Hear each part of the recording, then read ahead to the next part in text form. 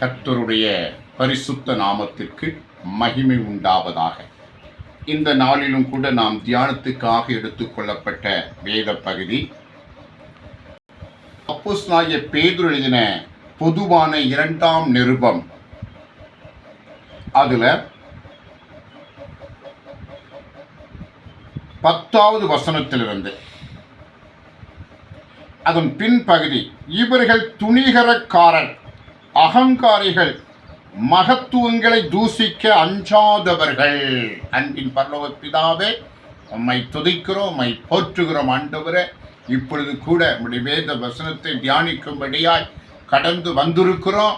வேதத்தின் காரியங்களை சத்தியங்களை கற்றுத்தார்கள். ஆண்டவரே, அதை நாங்கள் கற்று உமக்கு பிரியமாய் வாழ உதவி செய்ய, விட வேண்டியதை விடவும் செய்ய வேண்டியதை செய்யவும் எங்களுக்கு ஞானமுள்ள இருதயத்தை தரும்படியாய் ஜெபிக்கிறோம்.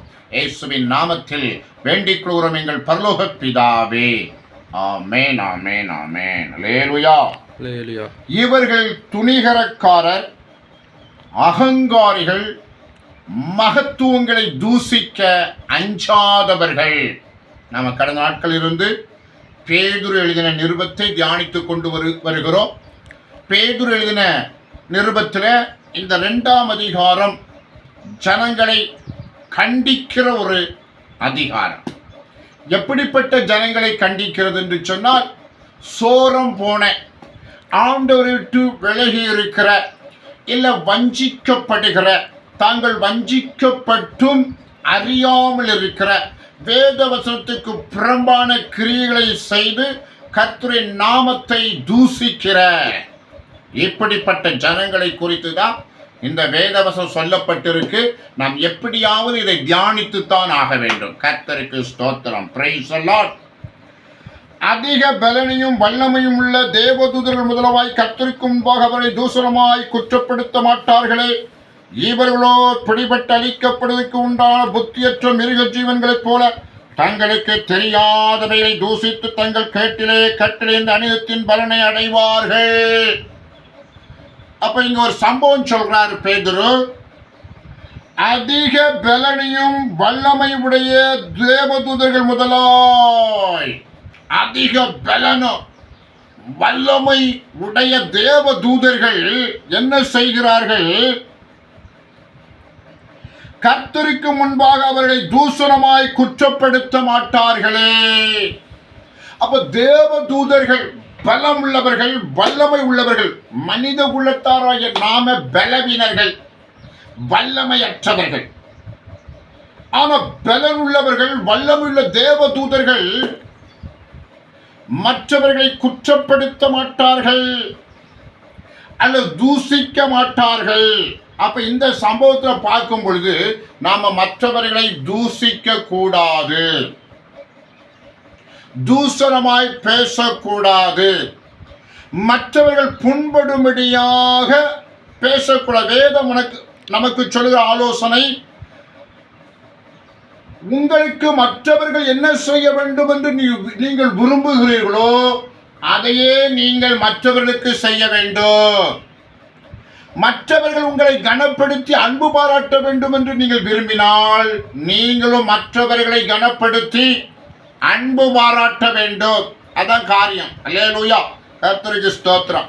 அப்போ அதிக பலனையும் வல்லமையும் உள்ள தேவதூதர்கள் தூஷணமாய் குற்றப்படுத்த மாட்டார்கள். ஆனால் இன்னொரு சம்பவம் சொல்லப்பட்டிருக்கு. இவர்களோ பிடிபட்டு அழிக்கப்படுவதற்கு உண்டான புத்தியற்ற மிருகஜீவன்கள் போல தங்களுக்கு தெரியாதவர்களை தூசித்து தங்கள் கேட்டிலே கெட்டழிந்து அநிதத்தின் பலனை அடைவார்கள். தெரியாத காரியத்தை, புரியாத காரியத்தை குறித்து பேசக்கூடாது. நமக்கு தெரியாத புரியாத காரியத்தை குறித்து கருத்து சொல்ல கூடாது. நாம் அமைதலாக இருக்க வேண்டும். ஒரு காரியத்தை குறித்து நன்றாக அறிந்து ஆராய்ந்து முன்னும் பின்னும் யோசித்து அதற்கு பிறகுதான் கருத்து சொல்ல வேண்டும். ஏன்னா 1000 கோணங்கள் இருக்கும். ஒரு பிரச்சனையின் மத்தியில் 1000 கோணங்களுக்கு ஏதாவது ஒரு கோணத்தில் பேசிட்டா தவறா போயிடும். இப்போ எல்லா கோணங்களும் ஆராய்ந்து அறிந்து அதுக்கப்புறம் கருத்து சொல்ல வேண்டும். ஏதோ ஒரு தீமையான சம்பவம் தேசத்தில் நடந்து விட்டால் கூட அரசியல்வாதிகள் அது என்ன ஏது என்று விசாரித்துதான் பிறகு அறிக்கை விடுகிறார்கள். ஏன்னா அதை முன்ன பின்ன யோசிக்காம பேசிட்டு கடைசியில் எல்லாரும் பிடிச்சு ஏசுவாங்க. அல்லேலூயா. அதனால ஒரு காரியம், ஒரு தீமை நடந்து விட்டது, ஒரு அசம்பாதம் நடந்து விட்டது, ஒரு ஆகாத சம்பாதம் நடந்து விட்டது, அதெல்லாம் காரியத்தை ஆராய்ந்து பார்த்து அதற்கு பிறகு அவர்கள் அதற்கு கண்டனம் பண்ணுவார்கள், இல்லை சப்போர்ட் பண்ணுவார்கள். கர்த்தருக்கு ஸ்தோத்திரம். நாம் அதுபோல மிகுந்த எச்சரிக்கையோடு இருக்க வேண்டும். அப்போ தங்கள் கேட்டிலே கேட்டறிந்து அநீதத்தின் பலனை பெறுவார்கள். அப்போ உடனே தூசிக்கிறவர்கள், மற்றவர்களை குற்றப்படுத்துகிறவர்கள், அது தேவனுக்கு பிரியமான ஒரு காரியம் அல்ல. தூசிப்பது, குற்றப்படுத்துவது பிசாசினுடைய ஒரு கிரியை. வெளிப்படுத்தின விசேஷத்தில் சொல்லப்பட்டிருக்கிறது, தங்கள் சகோதரர்கள் மேல, நம்மளை போல ஆண்டவருடைய பிள்ளைகள், ரட்சிக்கப்பட்டவர்கள் ரட்சிக்கப்படாதவர்கள் மேல குற்றம் சுமத்துகிற பிசாசு, அசுத்தாவி, தீயாவி தாழ தள்ளப்பட்டு போனானே என்று சொல்லப்பட்டிருக்கு. அல்லேலூயா.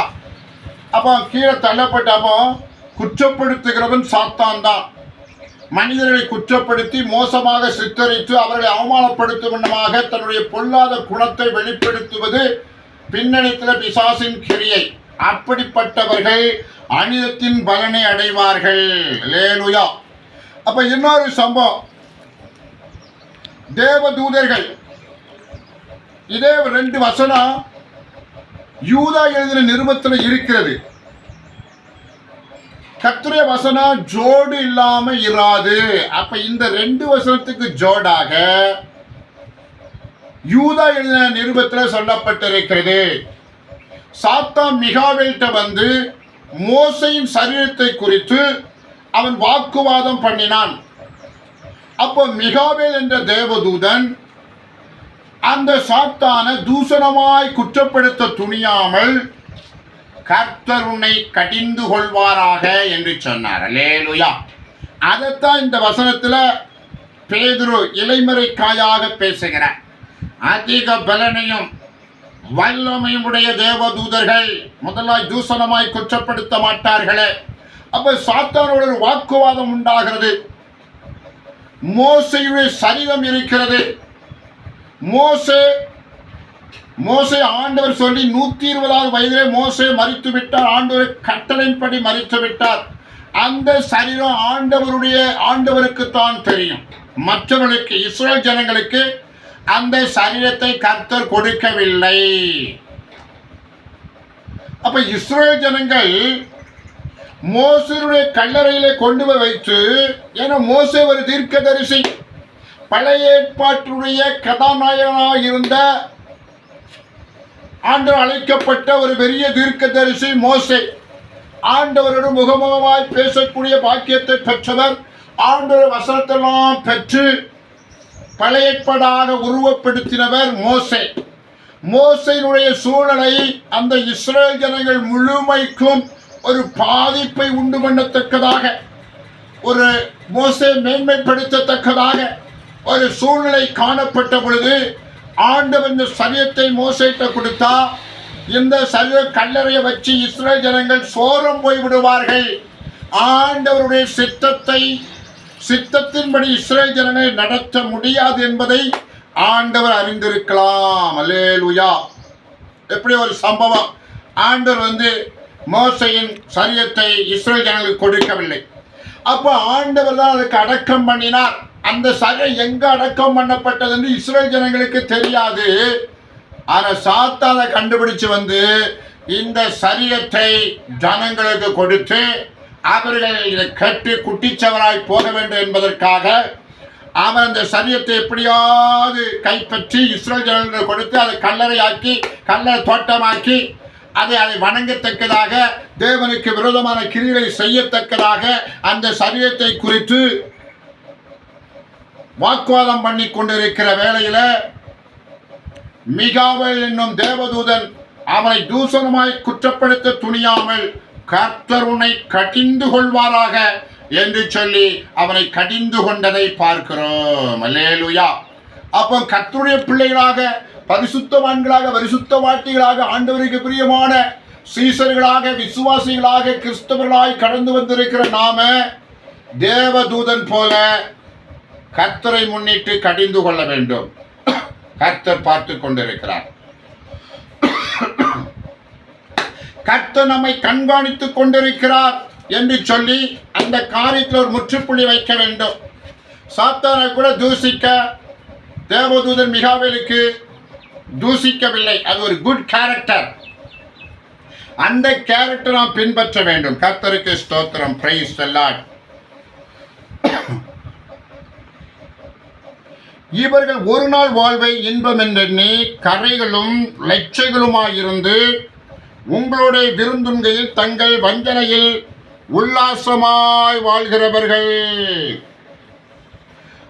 அப்போ கர்த்தருடைய வேதத்தில் புடமிடாதபடிக்கு கர்த்தருடைய வார்த்தையை உட்கொண்டு அதை குட் கேரக்டராக நல்ல நடக்கைகளால் வெளிப்படுத்தாமல் ஒரு நாள் வாழ்வை இன்பம் என்றெண்ணி வாழ்கிற ஜனங்கள், அந்தந்தைக்குள்ள காரியத்தை மாத்திரம் நடத்துகிற ஜனங்கள், அதற்கு பிற்பாடு எதிர்காலத்தை குறித்து ஒரு கவலை இல்லாத ஜனங்கள், ஒரு நாள் அன்னன்னைக்கு என்ன சந்தோஷம் அதை அனுபவிச்சு சாகிற ஒரு கூட்டம் இன்னைக்கும் இருக்கத்தான் செய்கிறது. அல்லேலூயா.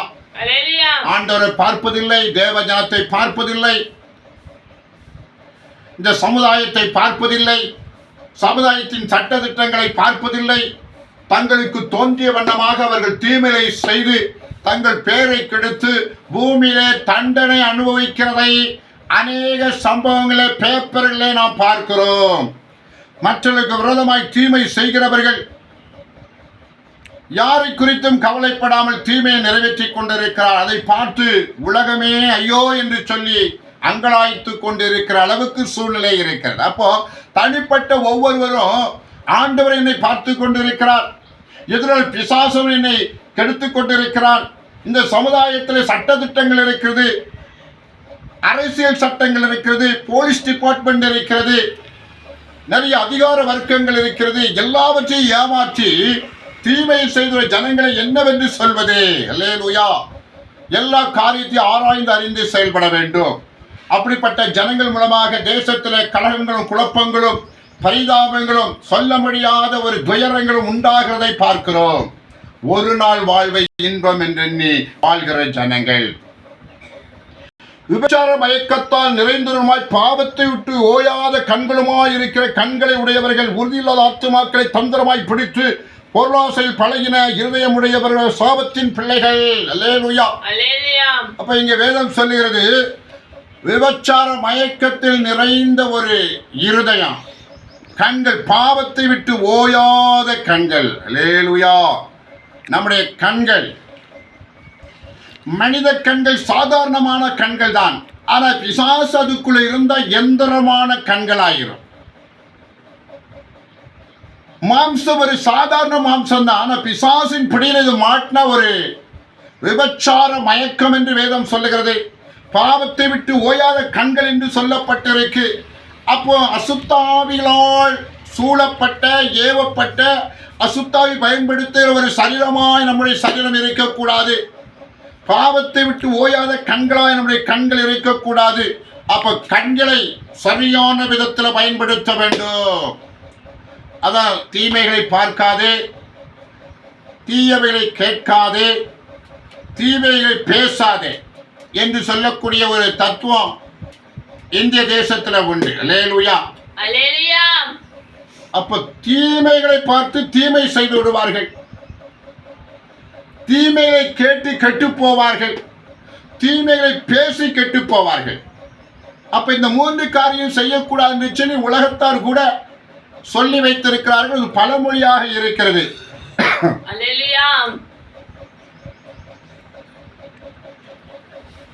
உறுதியில்லாத ஆத்துமாக்களை தந்திரமாய் பிடித்து பொருளாசையில் பழகின இருதயமுடையவர் சாபத்தின் பிள்ளைகள். அப்ப பொருளாசை, நமக்கு ஆண்டவர் மேல ஆசை இருக்கணும், ஆத்துமாக்களை ரட்சிக்கணும்னு ஆசை இருக்கணும், ஆண்டவருடைய ஊழியத்தை செய்யணும்னு ஆசை இருக்கணும், ஆண்டவரை எப்பொழுதும் கனப்படுத்த வேண்டும், துதிக்க வேண்டும், ஸ்தோத்தரிக்க வேண்டும் என்ற ஆசை இருக்கணும். ஆனா இன்னொரு பக்கத்துல பொருளாசை, பணம் எல்லாவற்றுக்கும் உதவும் என்று வசனம் சொல்லுகிறது. பண ஆசை எல்லா தீமைக்கும் வேறாய் இருக்கிறது என்று வேதம் சொல்லுகிறது. அல்லேலூயா. அப்ப அப்ப ரெண்டு காரியங்களை நான் பார்க்கணும். பணம் எல்லாவற்றுக்கும் உதவும். பண ஆசை எல்லா தீமைக்கும் எல்லா பாவத்துக்கும் வேறாய் இருக்கிறது.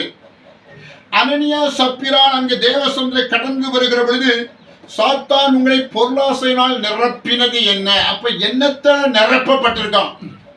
எதற்கு முக்கியத்துவம் கொடுக்கிறோம் என்பதை வாழ்க்கையை பார்க்கும். சபைக்கு முக்கியத்துவம் கொடுக்கிறோமா? ஊழியத்துக்கு முக்கியத்துவம் கொடுக்கிறோமா? ஆராதனைக்கு முக்கியத்துவம் கொடுக்கிறோமா? இல்ல எதற்கு முக்கியத்துவம் கொடுக்கிறோம்? இல்ல பொருளாசை, பணத்தை சேர்த்து நிறைய பொருளை சேர்த்து வீடு முறையை நிரப்ப வேண்டும் என்று சொல்லி வாழ்கிறோமா என்பதை நாம் அறிந்து கொள்ள வேண்டும். அல்லேலூயா, கர்த்தருக்கு ஸ்தோத்திரம். செம்மையான வழியை விட்டு தப்பி நடந்து பேயரின் குமாரனாகிய பிலேயாமின் வழியை பின்பற்றி போனவர்கள் அவன் அநீதத்தின் கூலியை விரும்பி தன்னுடைய அக்கிரமத்தின் நிமித்தம் கடிந்து கொள்ளப்பட்டான். பேசாத மிருகம் மனுஷர் பேசி தீர்க்கதரிசியுடைய மதிகேட்டை தடுத்தது. கர்த்தருக்கு ஸ்தோத்திரம். Praise the Lord. ஆமென். அப்ப பிலேயாமை குறித்து இந்த வேதம் சொல்லுகிறது, பிலேயாம் அநீதத்தின் கூலி, அதாவது இஸ்ரவேல் ஜனங்களை சபிப்பதற்காக மோவாபின் ராஜா பிலேயாமை கூலிக்கு அமர்த்தி நான் உன்னை கனப்படுத்துவேன், உனக்கு நிறைய பொன்னும் பொருளும் கொடுப்பேன், நீ அந்த ஜனங்களை எனக்காக சபித்து விட வேண்டும். அந்த நாட்களிலே பிலேயாம் எந்த ஜனத்தை சபிக்கிறானோ அந்த ஜனம் சபிக்கப்பட்டு போயிடும். அப்படி ஒரு சூழ்நிலை இருந்த காலகட்டம். அப்படிப்பட்ட வரங்கள் அவனுக்குள் இருந்தபடியினாலே அவன் இஸ்ரவேல் ஜனங்களை சபிப்பதற்காய் கடந்து வந்த பொழுது கர்த்தர் அவனை தடுத்து, இஸ்ரவேல் ஜனங்களை சபிக்க கூடாது, அது ஆசீர்வதிக்கப்பட்ட ஜனங்கள் தடுத்த பொழுது அவன் கேட்கவில்லை. முதலே ஜெப அறையிலே அவன் ஆண்டவரை தேடுகிற பொழுது ஆண்டவர் திட்டம் தெளிவா சொல்லிவிட்டார், அங்க போகாத. ஆனா இந்த மோவாபின் ராஜா என்ன பண்ணிட்டான்? அவனுக்கு காரியமாக வேண்டும் என்று சொல்லி மறுபடியும் அழைத்த பொழுது இவர் ராஜா அழைச்சிட்டாருன்னு சொல்லி மறுபடியும் போனான். அல்லேலூயா. அவன் தடுத்து பார்த்தும் நடக்கல. அவனை பிடிச்சு இழுத்து கொண்டு போயிட்டாங்க. ஏன்னா ராஜாவை கனப்படுத்தும்படியாக. எலிசாவை குறித்து பார்க்கிற பொழுது நாகமான் குஷ்டத்திலிருந்து சுஸ்தப்படுத்தின பொழுது அவன் எலிசாவை பார்த்து தன்னுடைய காணிக்கைகளை பொன்னும் பொருளும் பட்டாளையும் கொடுக்க வந்த பொழுது அது வேண்டாம், நீ கொண்டு போ என்று சொல்லி எலிசா தீர்க்கதை தடுத்து அவன் அனுப்பிவிட்டார். ஆனா பிலேயாம் அப்படி அல்ல. அவன் மோவாபின் ராஜாவுக்கு இடம் கொடுத்து இஸ்ரவேல் ஜனங்களை சபிப்பதற்காக அவனை பிடித்து கொண்டு வந்தான். அவனும் வேற வழி இல்லாம புறப்பட்டுட்டான். அப்போது பேசாத கழுதை பேசி அவன் மதிகட்டை தடுத்தது. நீ இஸ்ரவேல் ஜனங்களை சபிக்க போனால் உன்னுடைய வேலை நிமித்தம், உன்னுடைய ஊழியத்தின் நிமித்தம் இன்று எதிரே நிற்கிற உருவின பட்டயத்தோடு நிற்கிற தேவதூதன் முன்பதாக நான் நின்று கொண்டிருக்கிறேன், அவரை மீறி என்னால் செல்ல முடியும் என்று சொல்லி கழுதை பிலேயாமிடம் பேசினது. அப்ப பிலேயாம் கழுதை அடித்தான். கழுதை பேசி அவனது மதிகேட்டை தடுத்தது. அல்லேலூயா, பிரைஸ் அல்லேலூயா. அப்போ கூலி, அநீதத்தின் கூலி. அதிகமாக பொருளாசரை ஏதாவது அவர் கனப்படுத்துவார், அவர் ஏதாவது பொருள் கொடுப்பார், அதை வாங்கி வீட்டை நிரப்பலான்னு சொல்லி ஒரு நட்பாசையில அங்கே பிலேயாம் புறப்பட்டு போன பொழுது அவன் மாறி சபிக்க போனான். கர்த்தர் அந்த வார்த்தையை மாற்றி அவனை இஸ்ரவேல் ஜனங்களை ஆசீர்வதித்தார் என்று சொல்லி பார்க்கிறோம்.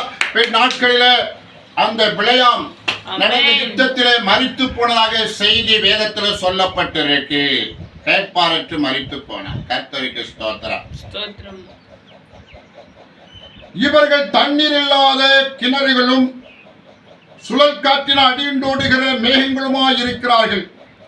என்றென்றைக்கும் உள்ள காரிருளே இவர்களுக்கு வைக்கப்பட்டிருக்கிறது.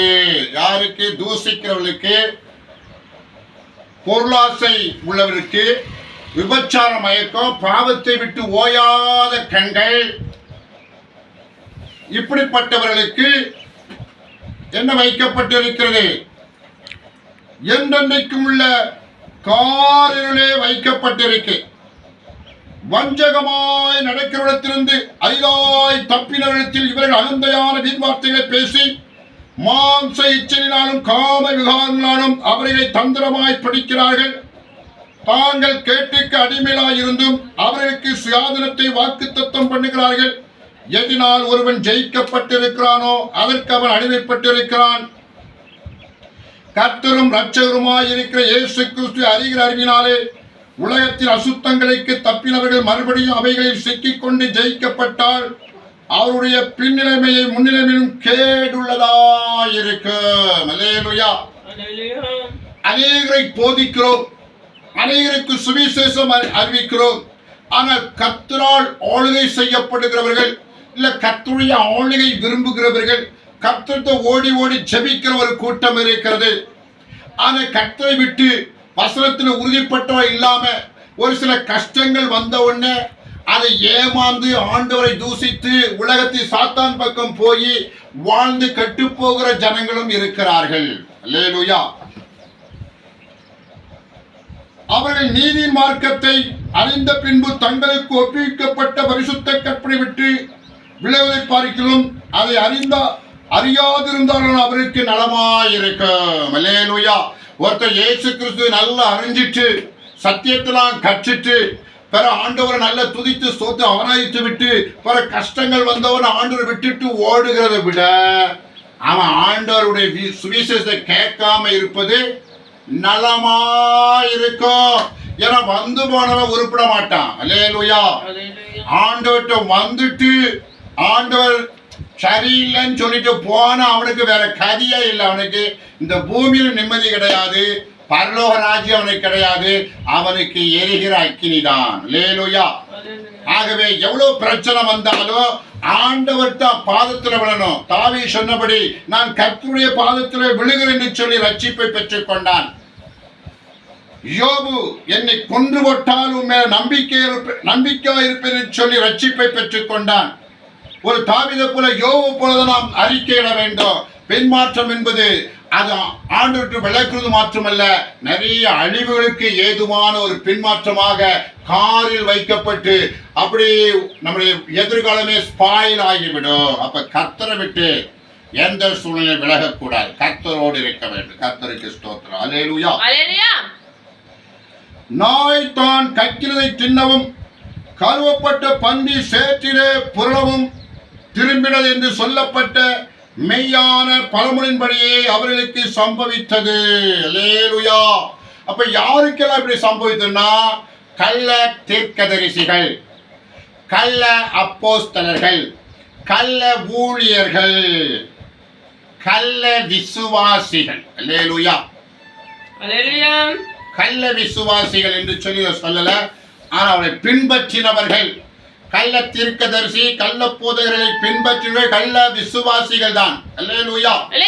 அப்படி இந்த மூவருக்கும் உள்ள ஒரு எச்சரிக்கையான ஒரு செய்தி, நாய் தான் கக்கினதை தின்னவும் கழுவப்பட்ட பன்றி சேற்றில புரளவும் திரும்பினது என்று சொல்லப்பட்ட மெய்யான பழமொழியின்படி ஆயிற்று. அல்லேலூயா.